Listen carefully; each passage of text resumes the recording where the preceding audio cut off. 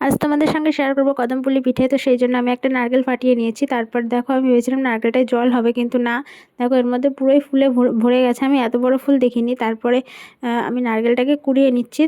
তো আমাদের বলে রাখছি, এই ভিডিওটা আমি একটা ভিডিওতে দিতে পারবো না, এর নেক্সট পার্ট আসছে রাত ঠিক 8:45টার সময়। তো তখন তোমরা দেখে নিও, তার জন্য চ্যানেলটাকে সাবস্ক্রাইব করে রাখতে হবে অবশ্যই।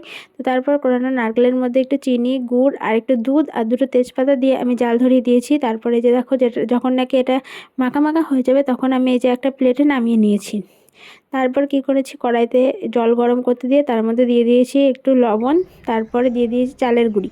তারপর সেটাকে চালের গুঁড়ি দিয়ে অনবরত নাড়াচাড়া করতে হবে, না হলে সেটা কাঁচা থাকবে। তারপরে দেখো এই যে নাড়াচাড়া করার পরে যখন নাকি সব একসঙ্গে হয়ে যাবে, তখন সেটাকে একটা প্লেটে নামিয়ে তারপরে হাতের সাহায্যে এরকম সফট একটা ডো তৈরি করে নিতে হবে।